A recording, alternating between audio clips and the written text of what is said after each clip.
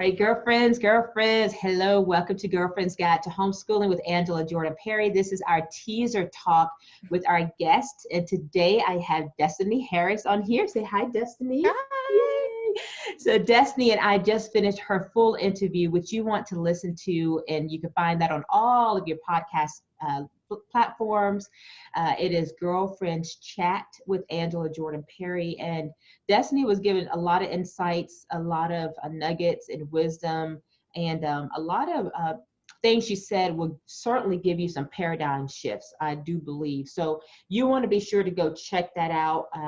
Again, Girlfriends Chat with Angela Jordan Perry and all of your podcast stations, particularly if you want to log in, specific where it is anchor.fm/girlfriends chat. If you go there, you can listen and you can go through all of them. It's over 100 interviews there. Wow. And you would definitely find Destiny on there. But for here, this is the teaser talk where something that Destiny said in the interview, I purposely didn't dive into deeper because I wanted to dive in deeper here. This is what the teaser talk is for. It makes you want to go and listen to the full interview, okay? But so Destiny, one of the things you mentioned, well, you mentioned a few things, and we're going to squeeze two into one conversation.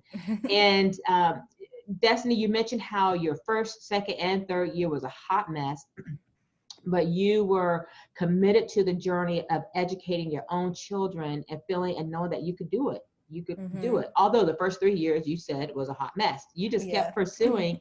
And now you've been homeschooling how long? 8 years. She's been homeschooling for 8 years in light of 3 years being what she described as, just crazy.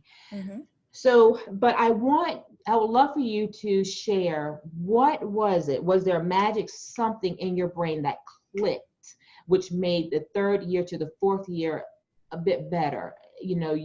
What was that thing that made everything change around for you? So I would love for you to dive into that. And then you got to segue into the conversation we had about, you didn't really say all of it, but I caught you started to, you would leave YouTube alone. Maybe you wouldn't have started with YouTube, which is where you kind of got groomed on YouTube when you started homeschooling. So let's talk about those two little subjects together here, Destiny. Okay. I would say right around the fourth year is when I started to evolve into, again, like I mentioned in the interview, kind of giving myself permission to define what education would look like for our family. Okay. And that came about because I was going through my own personal evolution. I think too, just as a woman, I was just becoming who I was supposed to become. Okay. So as I started to gain more insight into myself in terms of how I saw myself, what I wanted for my own life, my view on life started to shift. It affected the shift in our homeschooling day. So for me, I no longer wanted to kind of be confined by, what society says school should look like, or even this country says school should look like. The more exposure I got, I was thinking like, well, even if I was to recreate a typical school day or a school environment, it wouldn't be this country's school environment, because they're not even the best country in the world. If we're going to measure, I hear you. We're going to use certain standards of education and academic standards. I wouldn't use this country's model to educate my child. Right.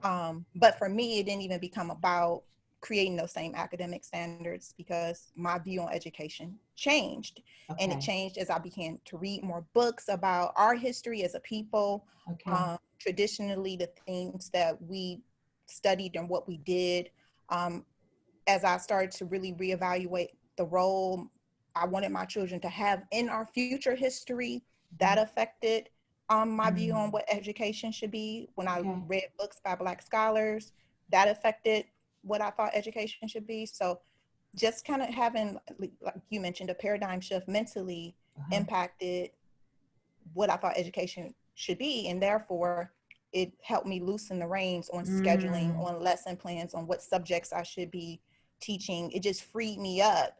It was like, well, this is not, why am I teaching this when that's not something that they're even interested in, first of all, so let me kind of teach to their interests, because that way their natural genius can come out if I kind of feed to what they're actually interested in. Okay. So like I mentioned, like, why am I teaching them robotics? They don't like science like that. So, but somebody on YouTube said it. Somebody on YouTube is teaching their child robotics. My right. child must know robotics too. Exactly. So exactly. became this, you know, but no, so it just kind of helped me unleash, like, okay, well, I'm going to just create what I feel like I would create if I didn't have a model to follow. So I kind of imagine, like, if I'm just out in the woods or something like that and I need to teach my kids certain things, you know, I would teach based on the environment we're in. Gotcha. So that's kind of, now we're in this environment in 2020, I need to teach about where I want them to go. Certain things that I learned in school, like I was cursive, you know, I want my daughter to be able to read cursive, but I'm not going to spend 30 minutes weekly teaching cursive. You know, it's a dying thing. So I want her to be able to know it and read it. I mean, be able to read it and write it. But it's not a priority for me that she learns cursive. Gotcha. So I'm just using that as an example, like where I spend my time, because time is currency in homeschool. So you only have a certain amount of time, because although I'm teaching them, I still want to be their mother. I still just want to hang out with them and spend time with them. I have a business that I'm running. So, you know, I only have so much time. So I have to really be smart about how I use my time and what's going to yield me the greatest benefits. Yeah. And kind of having that philosophy about what our education would look like, which for me, I mentioned, is about, you know, who are they going to become as women, really? And what are they going to give back to Black people and the Black people that are to come, unborn Black children? What are they going to leave for them? Right. Help me really plan our day, if you would. And then listening to them. What did they want to do? Yeah. That's beautiful. Well said. I hope that makes sense to you all. And if you need to hear all the other content around it, go listen to the podcasts and hear more from Destiny on that. But that is well said. And kudos to you, Destiny. You know, maybe that goes along with the entrepreneurial spirit. You know, we always find a way. If something's not working, we tweak it. Okay, until we get to a sweet spot finally. I'm not sure what it is, but kudos to you for figuring that out at year 4 and giving yourself the freedom, yourself freedom. That's what you gave yourself, a whole freedom in homeschooling. So I'm glad to hear that. Kudos to you. So although in your interview, you mentioned that you got your start with YouTube, and that's really what groomed you to be the homeschool mom at the beginning. But then you also mentioned that, hey, maybe I wouldn't start with YouTube. So tell us about that. What makes you say that? Well, I think because it, you know, like you said, in year 4, I'm starting to kind of free myself, if you will. Yeah. And I should mention that I haven't figured it out. I'm still learning, you know, each year. But definitely at this point, I feel like I'm coasting. Yes. But initially, you know, I'm watching YouTube videos, trying to figure some stuff out. I had no map to look at initially. Okay. And I consumed too much of it because I lost my own identity. I'm taking on personalities of the people that I'm watching, because I'm like, well, apparently she looks like she's doing it right. She has all the curriculum neat, she got it together, and she got a cute homeschool room. She has a cute little schedule printed out. Yeah. So this must be the recipe for having a good homeschool day, you know. Right. So I was just trying to figure stuff out. So thankfully, I realized quickly, like, wait a minute, this is not who I am, and this is not who my children are, and this is not the environment in which we live in. I'm not trying to recreate school. If that was the case, I would have just left them there. Right. You know, I'm really trying to create an environment, a homey, cozy environment in which we learn together and we bond together. Yes. So I think for me, and I think for some moms, if they find themselves comparing themselves or feeling down on themselves because their stuff don't look like another homeschool mom stuff, you may be watching too much YouTube. I would advise turning off YouTube and probably not really watching it. So I'll give you an example. This year and last year, when I did my homeschool planning, I didn't watch anybody's homeschool videos because I have a good enough sense about the direction in which we're going. That's not to deter anyone from seeking inspiration or motivation. But I think the problem becomes if you're trying to copy or buy everything that you see someone else buying, that's a problem. Or you're trying to plan your day like they plan their day, or you're doing how they do. That's a totally different family education, and homeschooling is not one size fit all. So you need to create your own day and master your day. Right. And be consistent about how you deliver in your home. Right. And talk to your children or your husband, if you are married, about what your family will look like, but not to copy another person's family because your children are not their children. Right. So You know, I would definitely advise on not too much YouTube consumption unless you're watching Angela Jordan Perry. And you're gonna get nothing but encouragement and insights, yeah. and empowerment to do you, right. to do you. Right. Yeah. You're encouraged to be your own person. So definitely be careful with the YouTube, because it can lead to you spending unnecessary amounts of money on curriculum. It can lend to you wasting time watching other people plan. You should be planning your day. Right. So, okay. I'm talking to myself about like what I did the first couple of years. Like I'm spending the whole hour watching some other lady, and I'm like, well, I need to go do my stuff now. I need to go do my stuff. You know, so rather than watch them do you and not worry about what other people are doing, because again, I think that leads to comparison. So now you're comparing your child to other people's children. Love your children for who they are, because in order for them to love themselves for who they are, mama got to love them for who they are, and not worry about what's going on in this person's house, because that person's house and your house are two different houses. That's right. And Destiny, when it comes to it, isn't it, you done said it so many times, but we're gonna say it again, but when it comes to the homeschooling, isn't the beautiful thing of it is that it's your freedom to create what works for you and your kids. That is the most beautiful, empowering thing that we can have, right? Yeah. And you just got to be careful of the voices who give to you. Listen clearly. Lean in, mamas and girlfriends. Lean in. Be careful of the voices who tell you this is how you do it. Right. And let me show you this is how you do it, because there is no this is how you do it. For each and every person, that's how they do it for them.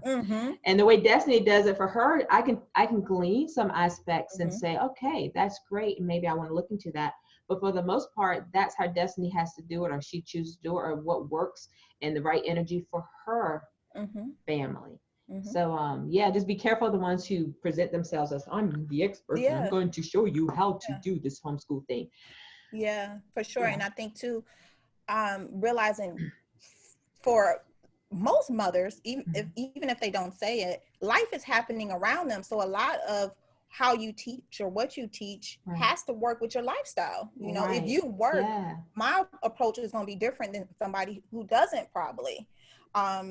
Even though a lot of my work I can do inside the home, thankfully.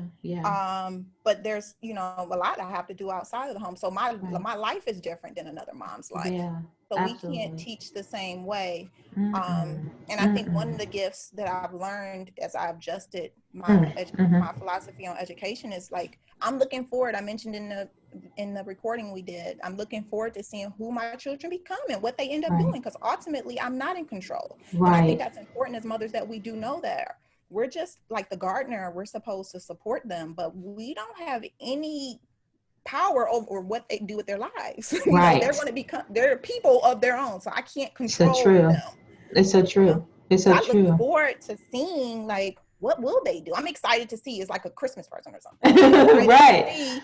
Who are they going to be in 22, 23, 24? It's exciting. It's exciting. Yeah, it really is. It really is. And you get to play that part. So I'm going to say my ending, which I don't normally do on the teaser talk, but this goes right into it. So just remember that to teach a child is to touch a life. And as we homeschool, we not only touch a life, but we shape the future through our efforts of homeschooling.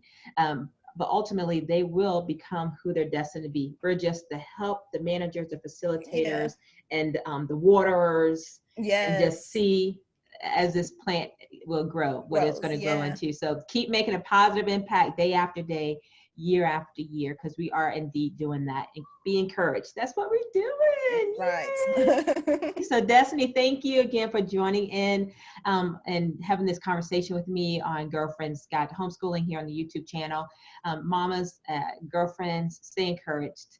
Take it in and keep it light. Keep it light. Don't make it heavy. It don't have to be slow down. Tell them to slow down. Yeah, slow down. Destiny says slow down and don't go too fast. Just keep it light, And easy. And enjoy the journey, and just give yourself a lot of grace and freedom as you do it, okay? And enjoy your kids during the process too. Yeah, yes, very good. That's all good nuggets. So, all right, again, thank you, Denise. Thank you, girlfriends. We'll see you soon. All right. Peace and blessings.